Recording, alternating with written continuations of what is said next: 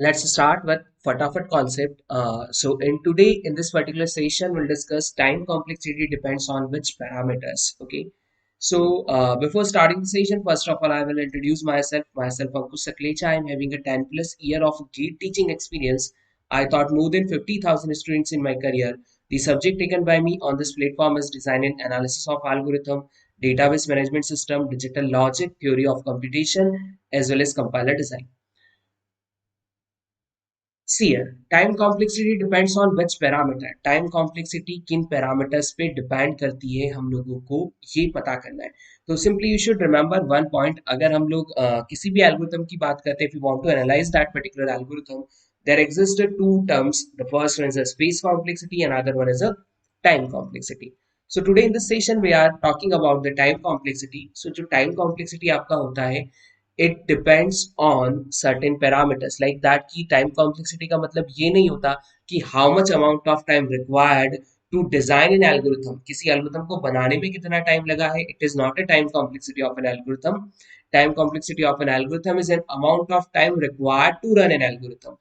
किसी algorithm को run करने में, किसी algorithm को execute करने में कितना time लगेगा, how much time required to execute an algorithm. तो एक आपने सिंपल सा एक एल्गोरिथम डिजाइन कर लिया. Whatever the time taken to design that algorithm, या आपने कोई प्रोग्राम बनाया, उस प्रोग्राम को बनाने में कितना समय लगता है, it is not a time complexity. Time complexity is that कि जब हम उस रन को उसको एग्जीक्यूट करते हैं तो जो समय लगेगा, the required amount of time, that is called a time complexity of an algorithm. Basically, there are certain points that you need to remember about the time complexity, that we can calculate time complexity of any algorithm. Okay, हम किसी भी algorithm की time complexity को calculate कर सकते हैं. The first thing is that. Another point is that कि time complexity of algorithm is always calculated in terms of function. Function की टर्म में कैलकुलेट की जाती है. There are a different type of functions like it may possible कि time complexity of your algorithm is constant, so it may represent by c और के और one. सो constant complexity को हम इन फंक्शन से रिप्रेजेंट करते हैं. It may be a linear, so n मतलब इनपुट डिपेंडेंट है. जितना इनपुट बढ़ाते जाओगे उसी के लीनियर फैशन में टाइम भी बढ़ता जाएगा. इज एन और एन स्क्वायर मतलब क्वाड्रेटिक है, क्यूबिक है, exponentials है, different exponential functions are there. Okay, it may be logarithmic, log n are there, like that. So there exists a different type of functions, and now what we are doing, we are representing that functions in terms of notation. अब time complexity function की term में तो represent की जाती है, लेकिन इन functions को direct नहीं लिखा जाता. We are writing that function with the help of some notation. There are a different kind of notation like a bigo. So bigo n लिखा, इसका मतलब होता है it shows the upper bound of an algorithm. मतलब किसी भी algorithm को maximum कितना टाइम लगेगा ये वो बताता है. ठीक है. थीटा अगर हमने लिखा, that means it shows the equal bound of an algorithm की ऑन एन एवरेज उसको या बराबर में कितना टाइम लगेगा. And if you are representing that function in terms of omega, so it gives you a lower bound of an algorithm की minimum उस particular algorithm. It gives you strict upper bound of an algorithm, मतलब आपके algorithm को जो भी time लगने वाला है वो n से तो गारंटेड कम होगा, not greater, not equal. It should be less than n. So it shows the strict upper bound of an algorithm. There's a little omega. Little omega represents you a strict lower bound of an algorithm. That means what will be the time required to execute your algorithm is always greater than this n. इस n से हमेशा greater होगा. So you should remember this points. ये points आप लोगों को पता होने चाहिए. Now see, अगर आपको कोई भी sequential algorithm दिया है, you need to calculate the time complexity of the sequential algorithm. What we can say, it depends on the execution time. मतलब कि इस sequential algorithm में जितने भी number of statements हैं, the first point you should remember that any algorithm should have a finite number of steps. कभी भी infinite steps नहीं होती. अगर infinite steps हुई तो वो algorithm ही नहीं होगा. ठीक है. When we can say our algorithm is sequential, so if each instruction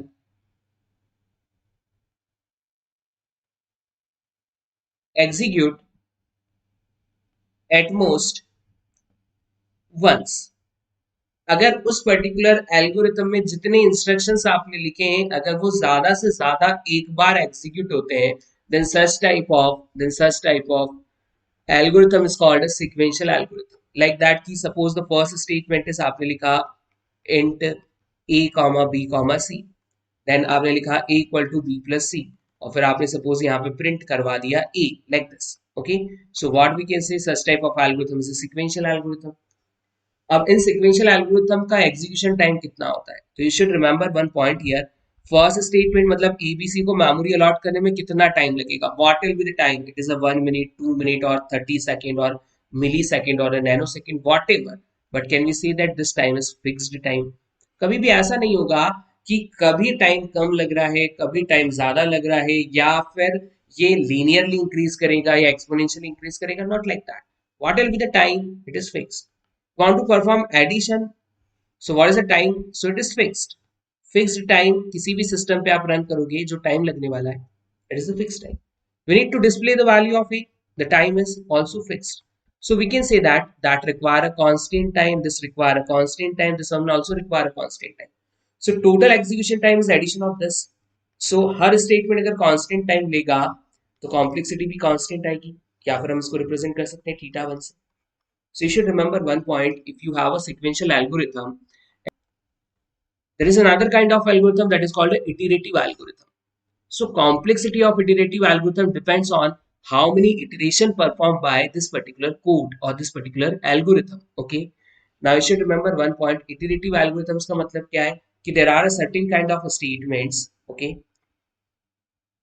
Suppose we have a algorithm, it consists certain kind of statements, and out of this statement certain kind of loop, like it may be a for loop, it may be a while loop, it may be a do while loop, it may be a repeat until loop. तो कुछ statement है जो किसी type के loop में है, ठीक है. सो इन स्टेटमेंट्स को जो कि किसी टाइप की लूप में है, ठीक है, इन स्टेटमेंट्स को बार बार एग्जीक्यूशन हो रहा है, तो कहीं ना कहीं इनकी time complexity, the execution time depend करेगा नंबर ऑफ इटरेशन पे, या वो लूप कितनी बार एग्जीक्यूट हो रहा है उसके ऊपर, ठीक है. So here here we can say that first example अगर हम लोग देखें, for i equal to 1, i less than equal complexity of the sequential algorithm is a constant, but we need to check that कि ये जो constant statement है ये कितनी बार एग्जीक्यूट हो रहे हैं. So here we can clearly see that i 1 से शुरू होगा, 1000 तक जाएगा और हर बार लीनियर इंक्रीमेंट हो रहा है, ठीक है. So we can say that this statement executed 1000 times. अब अगर 1000 टाइम स्टेटमेंट एग्जीक्यूट हो रहा है, हर बार टाइम 1 लग रहा है, so total time is 1000. And we know that 1000 is also a constant value, then your complexity for this algorithm is also constant. So यहाँ पे आप क्या कह सकते हो, if you know the size of loop eight compile time, मतलब आपको पता है कि जो फोर लूप है वो कितनी बार रन होने वाला है, लाइक 10 टाइम्स रन होगा, 100 टाइम्स रन होगा, 1000 टाइम्स रन होगा. At the place of this 1000, still if your code is like i equal to 1, i less than equals to 10 raise to 10, i plus plus, still the complexity of this algorithm is constant because we know the size of loop के how many times this loop is executed. Okay, तो इनकी complexity हम लोग क्या कहते हैं, constant कहते हैं, ठीक. now second is there is a for loop. देखिए अब इन स्टेटमेंट को अगेन हम लोग बोले, suppose they are a sequential statement, so execution time for this is constant, but we can see when the value of I is 1, this constant statement executed 1 times, फिर i का value increase होकर 2 हो जाएगा, ये constant statement फिर execute होंगे 1 time, फिर 3 होगा, फिर 1 टाइम कॉम्प्लेक्सिटी लगेगा. सिमिलरली i आपका बढ़ते बढ़ते n तक पहुंच जाएगा और हर बार इसको टाइम कितना लगेगा, 1. Now simply we need to take addition of this all. So 1 plus 1 plus 1 how many times, it is n times. So total become n, so your answer become theta n. मतलब कहीं ना कहीं हम लोग कह सकते हैं कि जो सेकंड फॉर लूप है इसमें जो नंबर ऑफ इटरेशंस हैं वो n पे डिपेंड कर रहे हैं, जितना ज्यादा n बढ़ाओगे उतने ज्यादा इटरेशंस होंगे, जितना कम n होगा उतने कम इटरेशंस होंगे. So simply the time complexity for this is theta n. Another type of algorithm is called a recursive algorithm. So basically recursive algorithm किस टाइप के होते हैं, so we can say that when whole function call itself, like there are certain statements, now this complete function is executed again and again, that is called a recursion. और इस type के algorithm को हम लोग क्या कहते हैं, is a recursive algorithm. Like just see the example, if I am having a recursive algorithm int f int n, you should remember one point, every recursive condition should exist a terminating condition, ना terminating condition होनी चाहिए वहां पे, otherwise infinite loop में चले जाएगा. So if the value of n is 1 or 0, then return n, else return n into f of n minus 1, like this. Okay. तो देखिए इसका टाइम कॉम्प्लेक्सिटी अगर हमें निकालना है तो सबसे पहले हमें पता करना होगा टर्मिनेटिंग कंडीशन क्या है.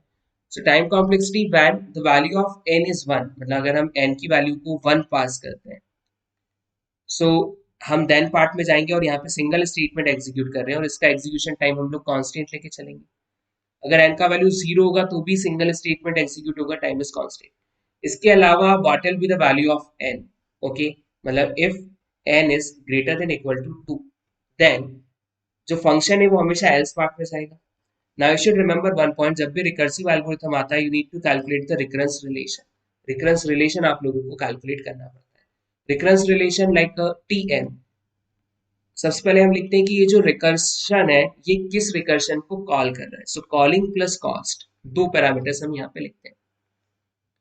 इसका कॉलिंग अगर हम लोग देखें तो you can C tn call t of n minus 1. Okay, तो tn जो है वो t ऑफ n माइनस 1 को कॉल कर रहा है. ठीक है, अब ये जो t ऑफ n माइनस 1 की कॉलिंग हो रही है, ठीक, तो n की स्पेसिफिक वैल्यू के लिए हम else में जा रहे हैं और else में कितने नंबर ऑफ स्टेटमेंट एग्जीक्यूट कर रहे हैं. We are executing only a single statement. So एक सिंगल स्टेटमेंट में करना क्या है, मल्टीप्लीकेशन करना है. ठीक है, क्योंकि जो फंक्शन कॉलिंग है वो तो फिर से फंक्शन को कॉल करेगा तो उसका टाइम तो इस कॉलिंग से कैलकुलेट हो जाएगा, लेकिन इस मल्टीप्लीकेशन का टाइम जो है और जो वैल्यू रिटर्न करनी है इसका टाइम कितना लग रहा है, constant. So you should write 1 here. Okay, so so here we can say कि ये जो हमने लिखा, ठीक, ये क्या हो गई इसकी, ये हो गई इसकी recurrence relation. Now we need to solve this recurrence relation. So Tn equal to T of n minus 1 plus 1. There are different types of methods to solve recursive relation. I am telling you one method that is the simplest method, iterative. At the place of T of n minus 1 इसकी value put कर दो. So it is Tn minus 2 plus 1. ये plus 1 पहले का था वो as it is लिखा. Now इसका value T of n minus 3 plus 1 plus 1 plus 1. Similarly we can go up to k steps. You can see when there is 1 it is 1. जब यहाँ पे 2 था तो एडिशन 2 था, जब यहाँ 3 था तो एडिशन 3 था, तो जब यहाँ की होगा तो एडिशन की हो जाएगा. टर्मिनेटिव कब होगा, जब n माइनस के इक्वल टू 1 आ जाएगा. तो इससे k का वैल्यू n माइनस 1 निकल गया. Now t of 1 plus n minus 1. t of 1 का वैल्यू 1 है, अभी हमने कैलकुलेट किया था. On calculation it is simply n. That means complexity of this recursive relation is theta n. Okay, recurrence relation solve करने की बहुत सारी मेथड्स होती है. इटरेटिव मेथड है, मास्टर्स मेथड है, ट्रीज मेथड है. There are many kind of formats of masters method. अगले फटाफट कॉन्सेप्ट में लेके आएंगे किस तरीके से मास्टर्स मेथड को मिनिमम टाइम में अप्लाई किया जा सकता है. So once again, if you want to go with the plus subscription, there are a many form. Live classes are there, crash courses are there, weekly test होते हैं, doubt solving sessions होते हैं. हर session English और English tutor के through available है. Rank booster sessions भी होते हैं. If you want to go with iconic तो प्लस के सारे एडवांटेजेस तो मिलेंगे. पर्सनल कोच आपको मिलेगा, स्टडी प्लानर होगा, स्टडी बूस्टर सेशंस होंगे, टेस्ट एनालिसिस होगा और स्टडी मटेरियल भी आप लोगों को यहाँ पे मिलता है. ठीक है, if you want to choose either plus और आइकॉनिक, दोनों में से कोई भी सब्सक्रिप्शन लेना चाहते हो, simply you can apply my code that is ANKS10. So इस कोड को अप्लाई कर दीजिए. कोड अप्लाई करने से आप लोगों को यहाँ पे मिलता है 10% का discount. See, there are a different kind of plus subscription format. 12 month is there, 18 month is there, 24 month is there. Okay, you can apply simply code that is ANKS10 to get 10% off. तो 10% off तो मिलेगा ही. No cost EMI option is also available. If you are in a final year or a dropout student, you can choose 12-month plan. It is better for you, better for your preparation. If you in a second year or in a third year, so you can choose either 18 or 24 month plan. If you want to go with the iconic subscription, आप चाहते हैं कि आपको personalized gate coaching मिले, so you should go with the iconic subscription. And here the code is ANKS10. You will get 10% off as well as no cost EMI option is also there. All of you follow me on unacademy.com। आप Unacademy पे follow करिए, क्योंकि यहाँ पे जितनी भी special classes होती है जो कि मैं लेता हूँ, वो सारी स्पेशल क्लासेस आप लोग फ्रीली एक्सेस कर सकते हैं। If you are the first time learner, simply use this code ANKS10। Unacademy learning app को डाउनलोड करना है, इस कोड को डालना है, इट इज एब्सोल्युटली फ्री और you can watch any class. Telegram channel भी ज्वाइन कर लीजिए, क्योंकि जितने भी सब्जेक्ट्स होते हैं उनकी लिंक भी टेलीग्राम चैनल पे आती है। उन लिंक्स पे क्लिक करके आप डायरेक्टली क्लासरूम में इंटर हो सकते हैं। So thank you guys. Like this session as well as share this session with your students, your friends also, and subscribe this channel, or also press the ring bell button ताकि notifications